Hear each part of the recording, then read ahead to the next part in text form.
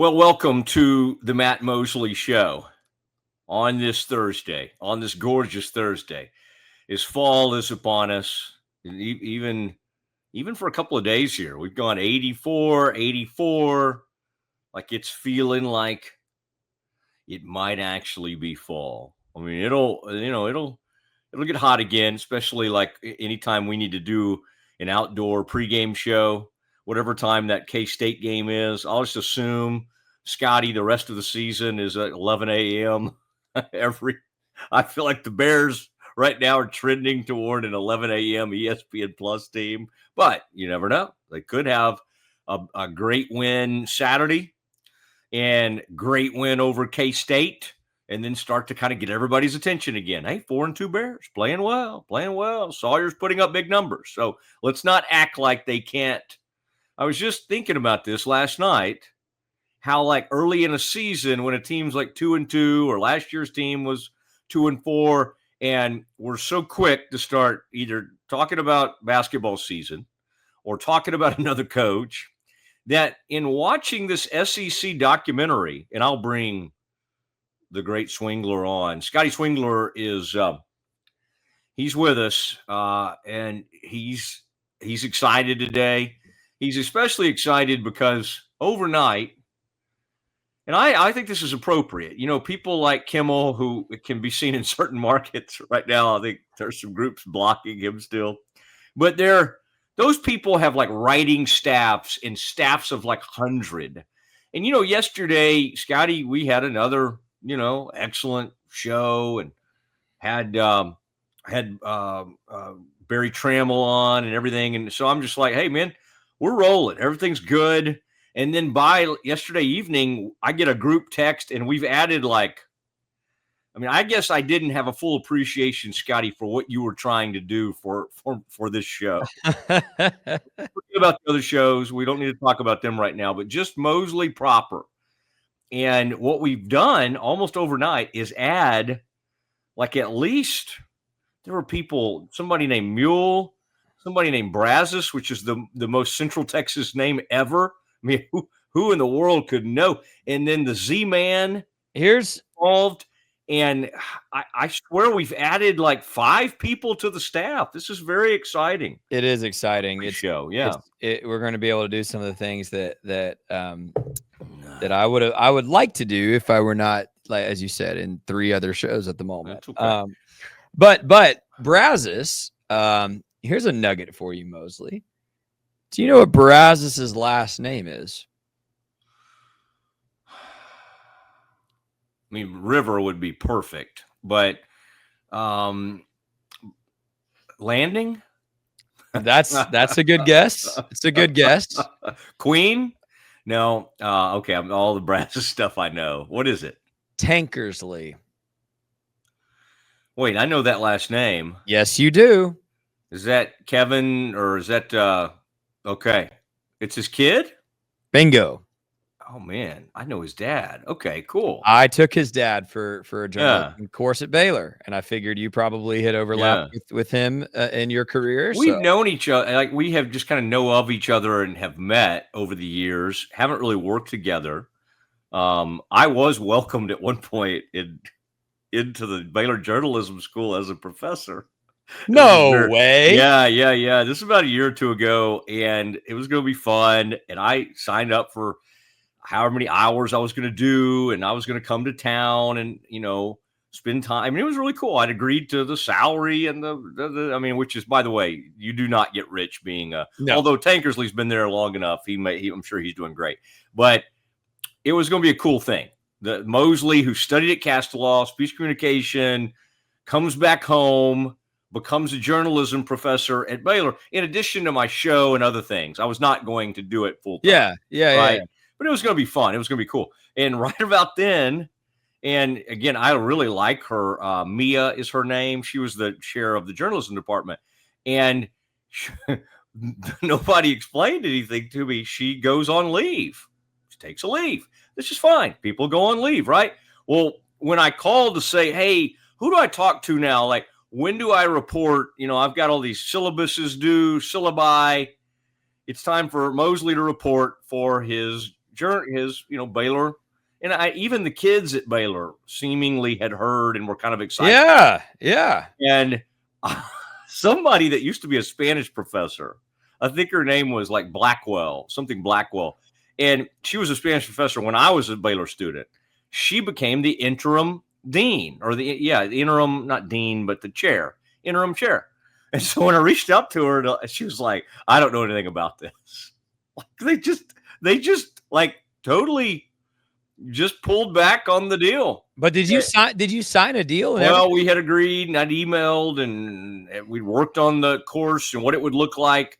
I don't know if there'd been like a formal signing. It was just all agreed upon kind of thing. Man. Well, and yeah, the thing vanished. But I really wanted to give back to my alma mater. So the cool thing is, I now sit on the board for Kirk Wakefield's S3 program. Oh, good. The Baylor sports management, marketing, all sales, S3. In fact, I just heard from him. I owe him something. They're always asking me to fill things out. Of course, I don't do it. I know that shocks you, Scotty, but that's a cool program. And who is that? Kirk, Lane, Wakefield, the Wakefield father and son rolled that program out, and it's become a really popular program in the Baylor Business School. So I am on that board. But as far as being paid to be a professor at Baylor, literally they just like, sorry, we don't know. Well, we don't know who. She's gone. She's on leave. Sorry. Well, communication major, journalism minor here. I will just say, I took sports writing at Baylor with the one and only legendary Maxie Parrish, who retired a couple years ago. That was incredible. I'm very thankful for the experience. But I got to say, I'm not blowing smoke up your butt, Mosley, because I work with you. If Matt Mosley was teaching sports writing or anything in that vein, oh my goodness, I would jump on it. I would encourage Castelaw to reconsider and make the call, because I think that would be very valuable. Yeah, I think that would be a very valuable course. Yeah. It was an odd deal, but who knows? And now my old writing buddy, Douglas Pills, is over there kind of over the Lariat people and all of that. So I do have some good folks over there. Tankersley has done a great job for years. Well, that's interesting. And what a name, being part of the Baylor faculty, growing up in Waco, and they named their kid Brazos. Now that is awesome. Brazos. Okay, well that makes sense, because today I was on that text message asking Corey, the owner and founder and all of that of Rogue. I was asking Corey, like, who's the 254 and who's the 310? I was trying to piece this together. So it turns out that the Brazos would be the 254. It's Mosley. It's Scotty. We got a lot to get to. We've had a lot of good, interesting breaking news this week, and a lot of it's involved Oklahoma. I really do appreciate, Scotty, as I start the show today in the home studio, that the moment I started, somebody started, a weed eater or whatever, or a edger. They got it going right outside the house. I always appreciate that, just people that work with me. So if you hear a little something in the background, that's all it is. Okay. I am doing this from the home studio. Scotty has told me he enjoys me being in the Rogue Studios, beautiful Rogue Studios. And I may do more of that. In fact, Saturday, I will be with Baylor in Stillwater. I will be in a studio in Waco. And so that'll be great. And Faith, Scotty, and I will hole up, and we will do some pregame activities, and then we'll race over to watch the game as Baylor and Oklahoma State get it on. Scotty, before I get into this Micah Parsons, and we've got at about 35 after, we'll get into Campus Confidential, because I'm sure you have a lot to bounce off of me today in that regard. But I mean, there's just so much. There's so many things that are occurring. And one thing that grabbed my attention today is I finally took a little line, because a little peek at, I wonder what people are saying. Like, I wonder how Vegas is viewing the firing of Gundy, what it means to Baylor going on the road, And I would say this, even Scotty, in bad times for OSU, and I'm talking about even like last season or the season before, they were okay. The season before that, they were kind of bad.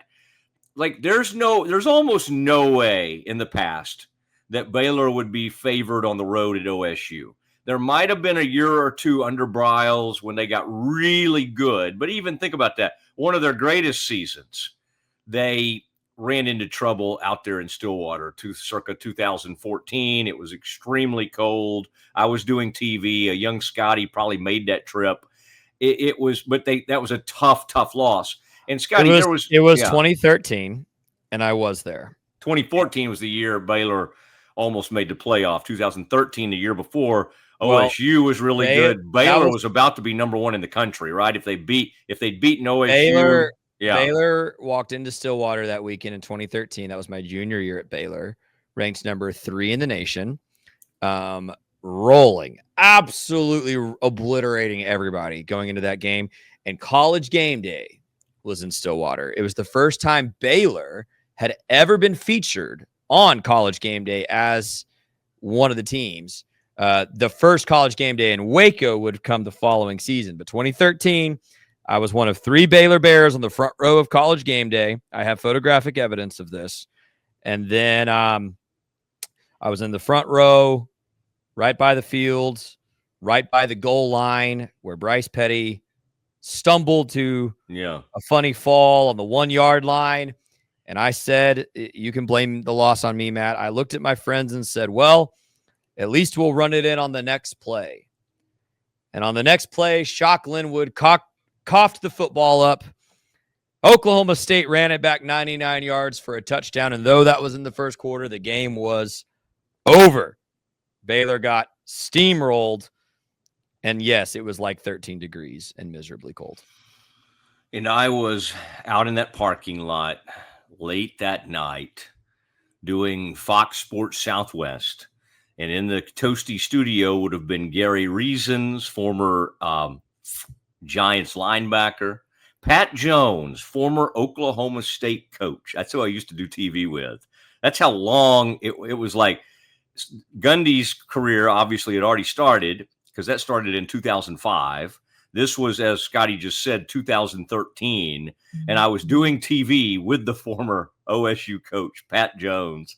And Scotty, I laughed yesterday. I might have brought this up, but I had to laugh because I had crossed my mind recently. I wonder how Pat Jones is doing. Like, he's very old. I wonder if Pat's doing okay physically and everything. He would have to be in his late 70s, early 80s or whatever. And sure enough, I just happened to Google, and it was like the Pat Jones show. He's still doing a radio show in Oklahoma. If you looked up Pat Jones, the former Oklahoma State coach, I guarantee you he's at least like 78, maybe even in his early 80s, and he's still doing a daily radio show. That's what I love about it, man. Those guys like Switzer, they're still just rolling. But my whole point for this, Scotty, is that like there was never a scenario, even in those years when Baylor was number 3 in the country. I bet maybe they were favored by 1. I bet they weren't even favored in that game. Like year after year, OSU was really good. And so you had to respect, especially playing at their place. Like it was an enormous deal when Baylor beat them in Stillwater. In fact, I don't think RG3 ever did. I do not think RG3 got a win in Stillwater. He did not.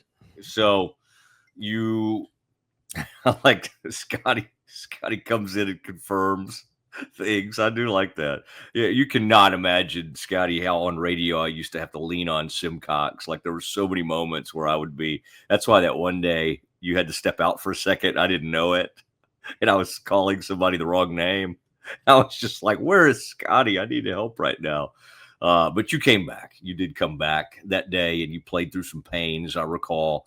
But Scotty, I can't like. It tells you everything you need to know about the downfall right now of Oklahoma State. Now, again, you can bring one of these programs back pretty quickly. It took Matt Rule a little bit, but he got the Bears headed in the right direction after post-scandal. This is not a scandal. This is just, it's sadly, this thing just completely got away from them. and they don't have any players anymore. Apparently, according to Barry Trammell, who should know because he's been a longtime columnist there. Now, check me on this, Scotty. But the last I looked earlier today, I had someone look this up because, of course, I can't, do these things on my own. I have to have people in my life that do things for me. I think Baylor's favored by 20.5 points, 20.5 on the road in Stillwater. That is wild. Like that's up. That just is unheard of. And that speaks to how horrific this OSU outfit is right now. And by the way, Scotty, I sense from you that you're kind of okay and you think Baylor will take care of business. And maybe you correct that if I'm sensing the wrong thing. I'm scared to death. Like I'm scared to death because I can't help but remember what happened in 2021. Yep. It's very weird that some of these same people were involved. The interim head coach at Oklahoma State, Doug Meacham, the man with the great hair and kind of a beached type guy who played with Mike Gundy at Oklahoma State. He was the offensive coordinator, I believe, correct, for Gary Patterson when Patterson got fired. And that week they rallied for Patterson or whatever caused them to rally. Correct. And they knocked off a really good Baylor team in 2021. So I guess what I'm saying is I'm shocked. And again, it just reinforces how I don't think, Scotty, you and I can have a true feel for how horrible this program is right now because we have too much respect for it. We have too many memories of Baylor getting crushed on the road at Oklahoma State, too many great receivers, too many excellent quarterbacks. I mean, Spencer Sanders was there for like 7 years and then transferred somewhere else and didn't get to play. Remember that? But they had quarterbacks going back to Zach Robinson and then just keep going. Whedon. I mean, it was Mason Rudolph. Mason Rudolph over and over and over again. Not the greatest, but good, solid quarterbacking and brilliant receivers. Even the guys who didn't make it in the NFL. I mean, first-round picks, you had Dez. You had the guy who went to the Jaguars who was so good. You had guys with the last name Woods who were so incredible over the years. And then you had even that Presley kid. I can't remember where he ended up. Running backs. I mean, I just watched Justice Hill make the best play in the Monday Night Football game this past Monday for the Baltimore Ravens. Jalen Warren is still in the league. Ollie Gordon, Chuba Hubbard. Like Gundy was taking offensive skill players and putting them in the league at a crazy pace. But to address your point about the state of the program, I expect Baylor to cover. I would be, I think, disappointed if Baylor doesn't cover as bad as this team has been this season.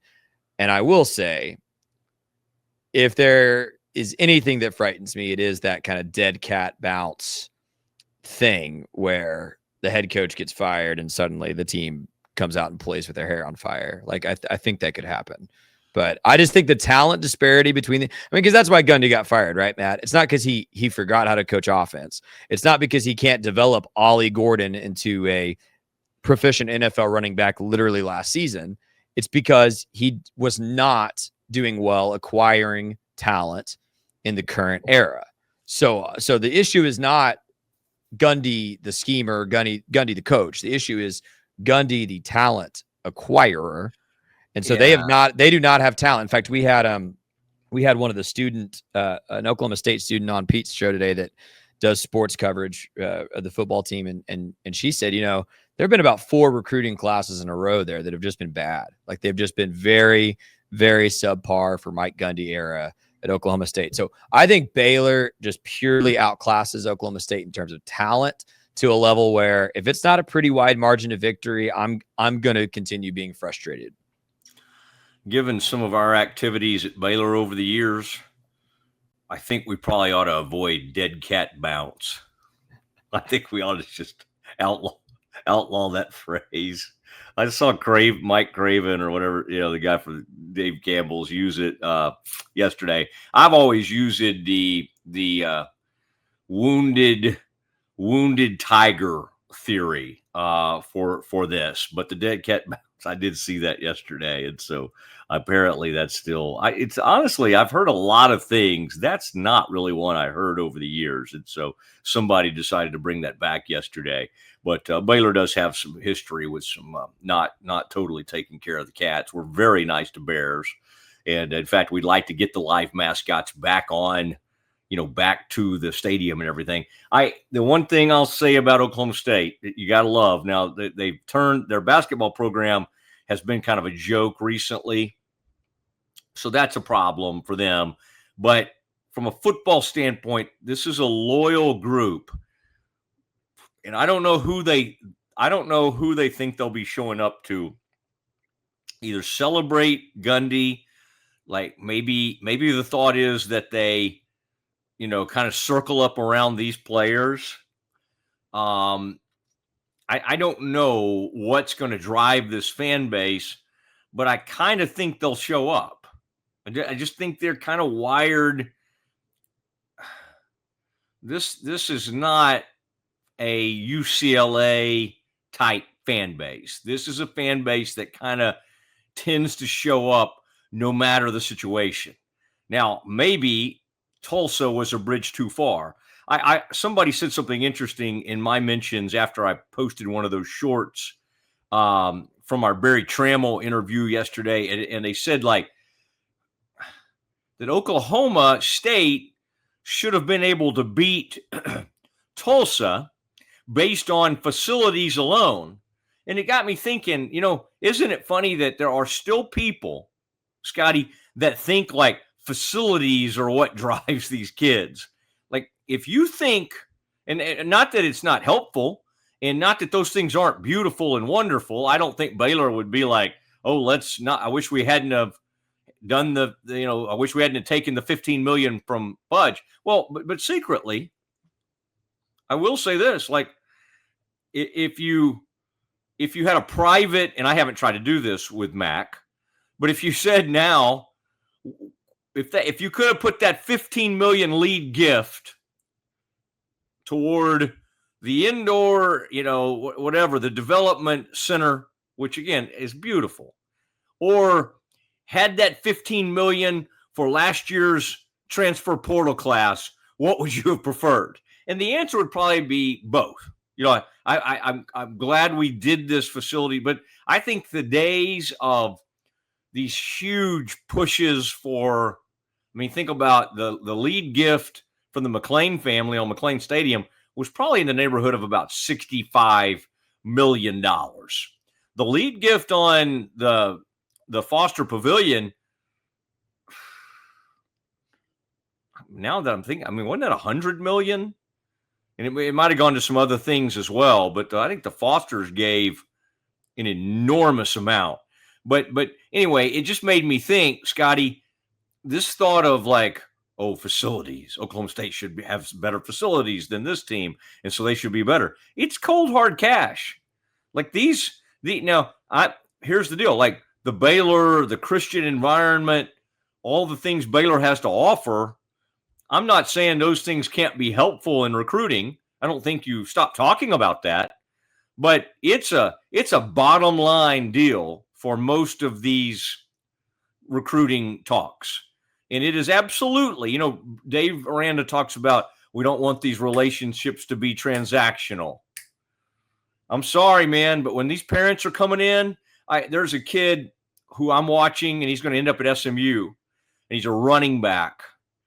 And he's a kid that just hasn't, I'm watching some of these inner city kids that really can't, they don't have a car to drive to school, and the coaches have to go pick them up, and they have to take them everywhere, and that's okay. That's been a story from the beginning of time. That those families now, like if these kids are like incredible running back or whatever, they're suddenly being offered. They're offered $50,000 to even show up at a campus. That's happening at places like A&M in Texas. You want my kid to come to campus? We've already committed to this other place. We'll come, but now we're going to need $50,000. You say, Matt, you can't be serious. I'm absolutely serious. I'm watching it happen. To secure a visit from somebody, you got to come up with something like that. And you go, well, Matt, wait a second. Does that have to go through some kind of committee? Does that have to go through a clearinghouse? No, because these aren't endorsements. This part of the recruiting budget. This is what these teams do. So anyway, lots to think about, lots to discuss. Scotty, I would say, and we'll do Campus Confidential here in a second, and we can go anywhere you want to go. But as I get ready for this weekend, our eyes are clearly on this Baylor Oklahoma State thing, see if the Bears can kind of get going again, look good, finish the game, put these guys away. But I'm also extremely intrigued with something that's happened in the SEC, and that is that LSU Ole Miss matchup, because I think this LSU team, and I know Brian Kelly, it gets it under his skin of these reporters and what they ask him after a game. And Lord, I hope they give the reporters talking points so Brian won't get mad at them again. But he's already spoken out that he has a championship roster. Now he has to go to Oxford against another guy who is not a poverty program. Big time folks that he's brought over in the portal. And that game, Scotty, is really starting to grab my attention, because you've got the Lane Kiffin documentary that hit last night. I don't know if it's like a 30 for 30, like whatever they call those ones that are 30 for 30 short, I think. I don't know if it's a full-blown documentary, but I'm going to watch it tonight. You have Lane Kiffin's daughter starting to date the LSU's best defensive player, Whit Weeks, the linebacker for LSU. You got a lot going on. And so I think that's one of the things we love about college football is, in addition to these really cool, fun matchups, you get a lot of crazy off-the-field stuff, whether it's Dabo and his stuff, Lane Kiffin and his family. You get a lot of interesting things away from it. And of course, this whole Mike Gundy scene. And the other thing I'm watching, Scotty, is that I like to watch what interim head coaches do, because they have nothing to lose. And Doug Meacham has to get them through the year. He knows they're horrible. And so anything he does is just gravy. Anything he accomplishes, any wins he might get would shock everybody. Okay, because I've been watching this SEC documentary, and you're reminded that some of these teams like Kentucky and Mississippi State, like literally they'll go through the conference season. Kentucky last year, I mean, they almost hired A&M almost hired Mark Stoops as their head coach. Kentucky went 1-7 in conference last year. Mississippi State 0-8 in conference play last year. Oklahoma State's not going to win a conference game this year. Again, if they even get close to winning. So what scares me is anytime a coach like this can just throw caution to the wind and do a bunch of crazy stuff, because that could happen against Baylor. They could encounter a bunch of wild Cowboys, a bunch of, I'm not going to say the other one. They could encounter that. And what made me kind of laugh, and what also scared me, is what Meacham said in his first press conference. And in fact, Scotty, I meant to send it to you. He did the old, we're gonna get these kids healthy, so we're gonna pull back on practice. We're gonna and we're going to have fun, in his own little subtle way. Not that he's against Gundy. They played together. They've been friends for a long, long time. They have great trust in each other. Doug Meacham, interim head coach at Oklahoma State. But what that means, and I've seen other coaches do it. I was covering the Cowboys when Jason Garrett took over as the interim coach.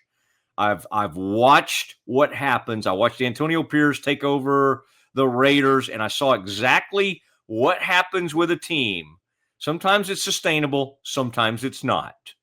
But the scary part of it is there's a chance that the Bears encounter a much different team Saturday in Stillwater. Now, it may not be good enough to even come close to covering. And so I think Baylor's probably fine. But if you don't think that they're going to throw some haymakers and trick plays out the wazoo, you haven't met Doug Meacham, and you don't know that program, because there will be haymakers thrown, just like what's his name did at TCU, Jerry Kill, when he took over in 2021, and he had Chandler Morris as the young quarterback. Chandler Morris comes in that game and goes off on Baylor. Where was Chandler Morris even a year later? Well, he won the TCU job, got hurt. Max Duggan enters the picture, and the rest is history. TCU played for a national championship. Yes, that happened. That actually happened. I know it seems crazy. It wasn't even that long ago. That the year after, it still is one that. I mean, Scotty, we don't even talk enough about that. That is insane. That program seemingly bottomed out, got the legend fired, and turned on a dime and went and played for a national championship. We can try to, because it's TCU, belittle that, make fun of them for getting beat 65-7. We can do all that. But what happened that next year was one of the more amazing things in the history of college athletics. I mean, I think we have to kind of admit that. All right, Scotty, let's do some Campus Confidential. Let's do that next.